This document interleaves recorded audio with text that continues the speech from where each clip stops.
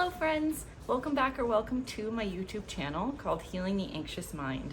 I'm Carly and I'm here to share some tips that I've learned on my own healing journey and share the things I've learned as a medical student to help navigate anxiety. So with that, let's get started. So today we're going to be talking about anxiety and overthinking, which I'm sure many of you are familiar with. Overthinking is often that what if thinking. Pretty much any thought that begins with what if is usually an anxious, negative thought that might be a part of your overthinking spiral. Now, when we start to overthink, those what if thoughts can start to feel like facts.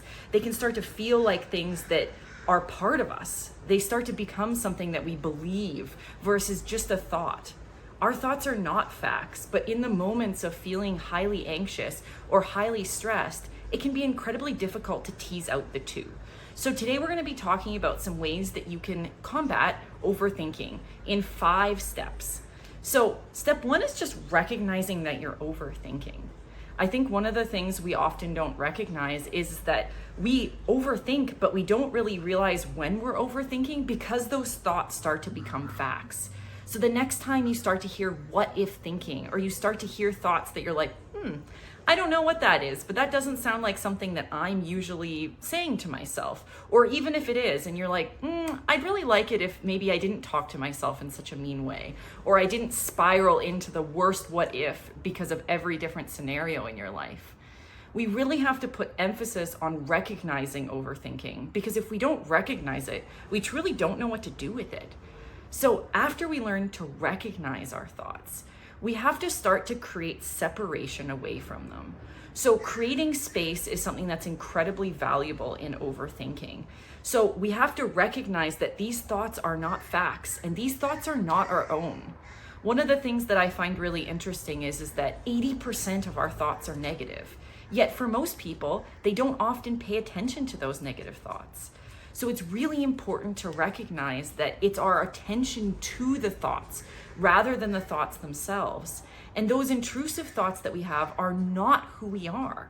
That's why they're so distressing, because they are absolutely not who we are. So once we begin to actually recognize that we're overthinking, we need to create space. We need to create space away from those thoughts so we can start actually shifting our mindset and moving with them. So be mindful of what you say when these thoughts start to come up and what thoughts you start to believe no matter what. Then when we create our space, we can actually start to get into the meat of reframing and recognizing those thoughts. And the first step in this that I've found the most beneficial is practicing self-compassion.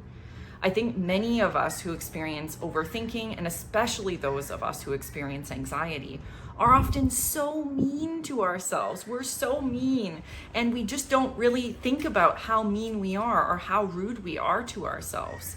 So practicing self-compassion, saying this is a moment of overthinking, or this is a moment that's difficult, can be incredibly valuable because we're actually acknowledging that this is difficult. We're not just trying to push through it. We're not trying to be frustrated. We're just saying that it's difficult. And that's okay. It's okay that it's difficult, but we have to learn to be compassionate to ourselves with that. All right. So as I was mentioning about self-compassion, we have a guest. This is Daisy. Daisy is a miniature Dashan. She will be joining us for the rest of this video. When we start to recognize that things are difficult, we can then actually start to recognize what we can do about them. So the first thing that we can start to think about is, how can we reframe this thought, or how can we soften around this thought? So a good way to do this is actually to get your thoughts out on paper.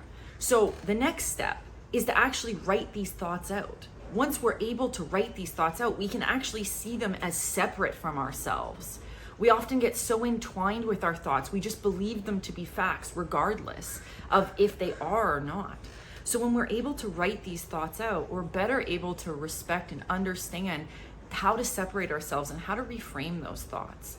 So get those thoughts out on paper. Get them out on paper and see what's going on. Reflect on what you need to reflect on, and that will help you create space. So once we have our thoughts on paper, then our final step is to actually work toward reframing them. But not only reframing them, I know a lot of people talk about thought reframes, but also just about being ambivalent to them. And what I mean by that is watching our thoughts happen without reacting to them. We don't always have to reframe the thought. We always don't have to fight that thought of anxiety with, oh no, the best thing will happen or this will happen. I think sometimes that can be beneficial to look at the positive side of things, but sometimes it can become quite toxic if we're minimizing our experience and our feelings to just say, oh, it's okay, everything will work out. Though everything will work out, it's important to recognize that we don't always need to react to these thoughts. And when we can start to recognize what they look like, we can start to fully understand that we don't have to react. We don't have to jump to conclusions and start to reframe and start to do this and that.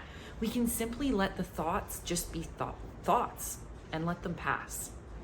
And that can be incredibly valuable and important for us because sometimes we can feel so overwhelmed by our thoughts. The thought of actually sitting down to write them out and reframe them can become incredibly overwhelming.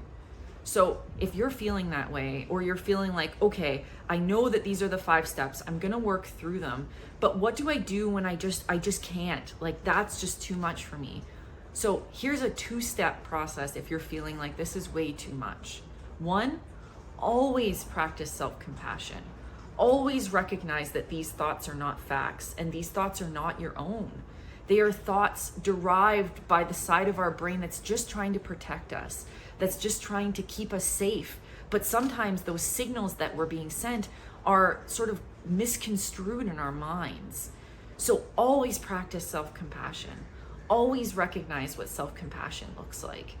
And step 2, allow those thoughts to be present without reacting to them. After time, you can feel your body wanting to go into a certain place, but that doesn't mean you have to go there. You can allow these thoughts just to be thoughts as the adrenaline dissipates from your body.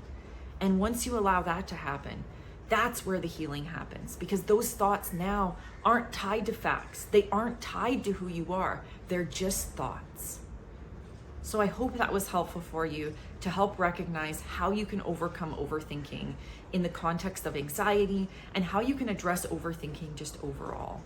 I'll share some resources down below in the video description for you, and I hope to see you again soon where we touch on a few more topics of anxiety. Sending you so much love.